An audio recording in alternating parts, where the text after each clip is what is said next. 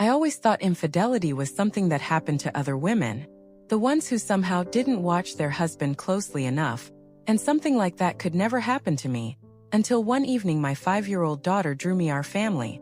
She brought a drawing home from preschool, proudly handed me the paper, and I saw 4 figures: Dad, herself, a dog, and a woman my daughter had labeled in block letters Kelly. I laughed, asked who that was, and she answered casually like she was talking about any regular person. "That's Kelly. She picks me up from school when you're working. She has a dog, we walk him together."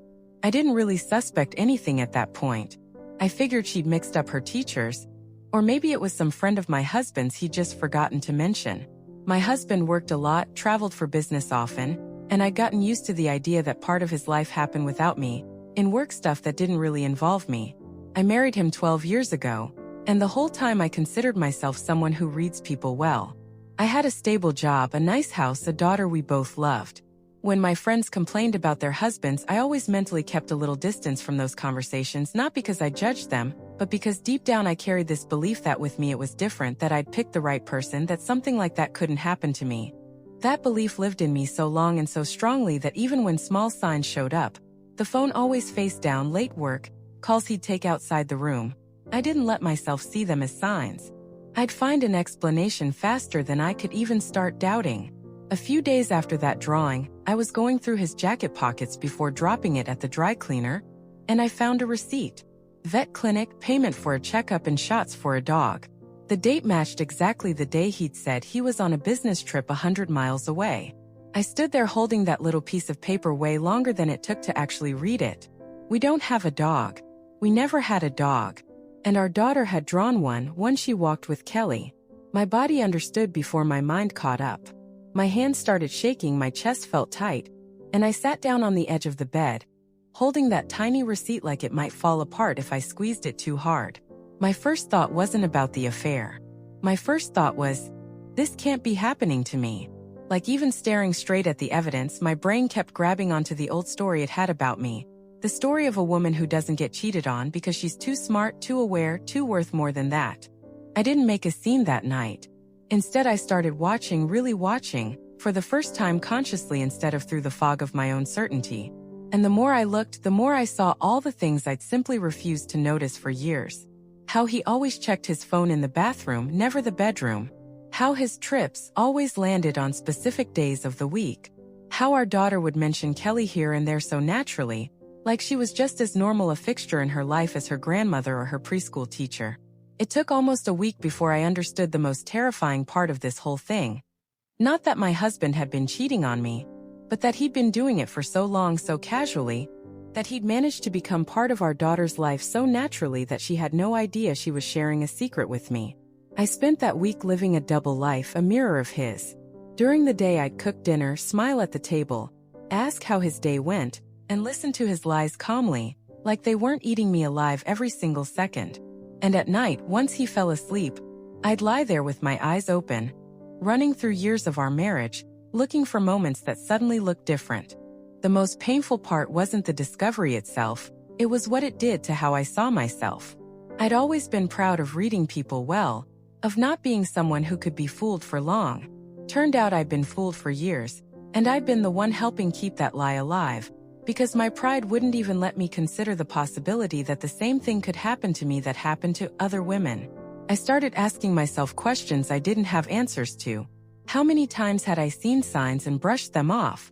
How many times had I chosen the comfortable version of reality over an inconvenient truth, because that truth contradicted who I believed I was? That thought scared me more than the affair itself, realizing my confidence in myself hadn't been built on reality, but on an illusion I'd carefully maintained myself. One evening, once our daughter was asleep and my husband was watching TV in the living room, I stood in the kitchen holding that same receipt and realized I couldn't keep living in this split reality anymore. I needed answers, even if those answers were going to wreck everything I believed about my own life. I walked to the living room door, holding the receipt like it wasn't just a piece of paper, but a verdict. He looked up from the TV, saw my face, and probably understood everything before I said a single word, because the expression that crossed his face wasn't surprise, it was something closer to relief, like he'd been waiting a long time for this moment and was already a little tired of carrying his secret around. I set the receipt on the coffee table in front of him and asked just one thing. "Who's Kelly?" He didn't launch into an explanation right away, and that pause told me more than any words could. Someone caught in a one-time mistake panics, scrambles for excuses.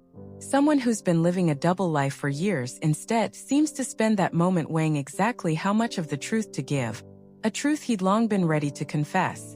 Turned out Kelly wasn't a coworker, or some random encounter, or a one-time thing on a business trip. They'd met almost 3 years earlier, and in that time they'd built something he himself, fumbling for the right words, called a second life. They had an apartment together across town, the same dog our daughter had drawn, and a schedule he'd built so carefully that in 3 years I never once suspected anything beyond work exhaustion. The hardest part wasn't hearing about the other woman. It was learning how seamlessly he'd woven her into our life together. Turned out he'd pick our daughter up from preschool and bring her to that apartment under the excuse of showing her the puppy, and Kelly really had picked her up a few times when he couldn't. Our daughter had gotten so used to it that, for her, it had long since just been a normal part of her world. "I didn't want it to go this far," he said, and I didn't hear regret in his voice. I heard something closer to the exhaustion of someone who could finally stop lying. I didn't yell. Strange as it sounds, the anger came later, after he'd left to spend the night at his parents' that same night, leaving me alone in the quiet of our kitchen. That first night I didn't feel fury. I felt something much colder. An emptiness where not just my trust in my husband was crumbling, but my trust in my own read on reality. I didn't leave him right away. Not because I'd forgiven him, and not because I believed his remorse. I stayed for our daughter, convinced I could keep up the illusion of normal for a while, until I figured out how to tell her the truth without breaking her world the same way mine had broken. Those next few months were the hardest of my life, harder even than that night with the receipt. I lived next to a man I no longer recognized, smiled through family dinners, pretended in front of our daughter that everything was fine, and every night I felt some part of myself, the part that believed in its own exceptionalism, in being too smart for pain like this, slowly dying. The worst part wasn't that he kept lying, it was that I kept playing a game whose rules I no longer wanted to accept. I'd catch myself making excuses again, trying to convince myself it was worth toughing it out for our daughter, even as every cell in my body was screaming that this was destroying me slower, but deeper, than any one-time affair ever could. One morning, about 4 months after that night with the TV, I stood in front of the bathroom mirror and saw a woman I barely recognized. Not because of wrinkles or tired eyes, but because of the emptiness that had settled in. I realized that by waiting for the right moment to leave for our daughter's sake, I was actually teaching her the exact opposite lesson. That you can stay in a situation that's destroying you, as long as you convince yourself enough that you're doing it for someone else. That same evening, once our daughter had fallen asleep, I sat down with my husband at the kitchen table and told him what I should have said that very first night.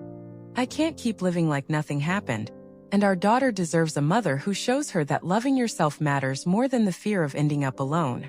He tried to talk me into waiting, going to therapy together, giving the marriage one more shot. But for the first time in months, I heard those words not as an offer, but as one more attempt to keep me stuck in a role I didn't want to play anymore. We got divorced 2 months after that conversation. Our daughter had a hard time with the changes at first, but she eventually settled into the new rhythm. 2 homes, 2 different lives with her parents, and oddly enough, a much more honest atmosphere in both. Now, 2 years out from the divorce, I sometimes catch myself thinking about the woman I was before that, drawing with Kelly on it. A woman who believed her own exceptionalism protected her from pain. I don't believe in that exceptionalism anymore. Instead, I've learned to believe in something else, that you can recognize the truth even when it destroys everything you believed. And that the ability to actually look at it instead of denying it is real strength, not weakness. Yesterday, my daughter, 7 now, was drawing a new picture, our apartment, our new couch, and written across the top, "My mom who never lies." I stood there looking at that drawing for a long time before I hung it on the fridge, and I thought that's probably exactly what made it worth going through everything that shattered the old illusion I had about myself.